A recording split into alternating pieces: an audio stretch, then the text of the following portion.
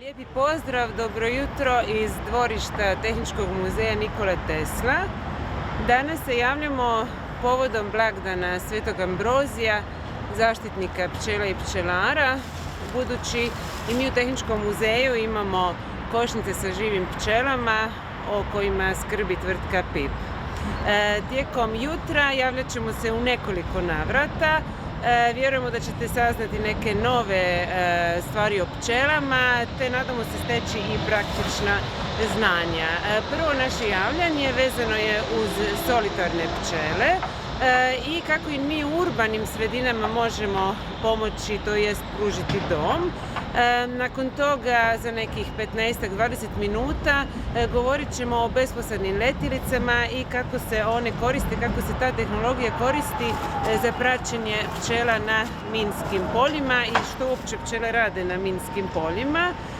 Zatim ćemo imati jedno kratko javljanje negdje oko 10:45 koje smo snimili jučer sa pčelarskom gradskom Hrvatskom pčelarskom službom, posebno ovom koja djeluje u gradu Zagrebu, i što činiti ako naiđemo na roj pčela u gradu.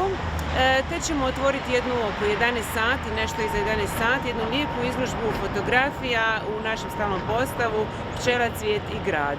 Evo za početak s nama je tu profesor dr. znanosti Nikola Kezić, pa ću mu ja prepustiti moj mikrofon.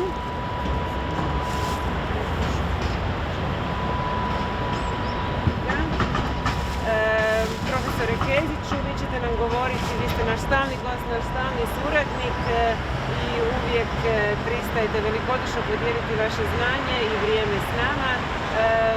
Možda prije nego što počnemo o solitarnim pčelama, recite nam nešto o svojoj odori. Zašto ste danas... Hvala lijepa. Danas je Sveti Ambrozije zaštitnik pčela i pčelara i voskara. Znači oni koji se bave voskom i svijećom. U Hrvatskoj je osnovan red Svetog Ambrozija koji slavi našeg zaštitnika i to svi oni koji su učlanili u red Svetog Ambrozija imaju ovu odoru s kojom mi na dan Svetog Ambrozija i u svečanim prilikama koristimo tu odoru da se predstavimo i kao red i kao pčelari. No, danas nećemo toliko govoriti o medonosnim pčelama koje su svuda oko nas prisutne i u gradu. One su se tu naselile i došle ne samo kod pčelara, nego i u određenim prostorima. No, puno zanimljivije su zapravo solitarne pčele koje su za grad puno primjerenije, a one u današnje vrijeme gube svoj prostor. I mi smo ovdje, zahvaljujući dobroti i interesu Tehničkog muzeja, postavili jednu kućicu sa solitarnim pčelama i gdje smo osigurali jedan dom za te pčele. Ovu ovakvu malu kućicu sa pčelama može svatko imati na svom balkonu, na svojoj terasi, na svom vrtu i time zapravo pomoći da ove pčele za koje se nitko ne brine. Oni su važan dio našeg okoliša. One osiguravaju nam isto oprašivanje samonikog bilja za koje se nitko ne brine. A to bilje predstavlja dio biocenoze i oni nam osiguravaju kisik. I zato je važno da smanjuju onaj ništa ni potpis koji mi stvaramo svojim životom. I od toga je važno da imamo ne samo da imamo stan, zapravo da napravimo za njih kućicu, nego bi bilo važno i da u svojim vrtovima imamo medonosno bilje, cvjetnice koje ove pčele posjećuju i na kojem one nalaze svoju hranu za život. One inače žive u ovakvim trsticama, u ovim izbušenim. Ovdje smo koristili trstike, no jednako tako možemo izbušiti i drvo u kojem će se one naseliti i ostaviti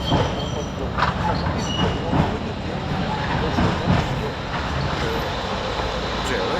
To znači pčele koje su svoje potomstvo ostavile ovdje, položile, zatvorile sa blatom i čekaju već sada razvijene pčele, proljeće da izađu i da izađu van i da naprave to oprašivanje.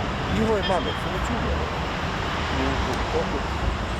nakon što su položile u toku ljeta. Tako da te pčele kad izađu, one će imati novi prostor u ovim trstikama u kojem će se one moći naseliti i ostaviti svoje potomstvo. To je jedna od rijetkih životinja koja zapravo ne vidi svoju djecu.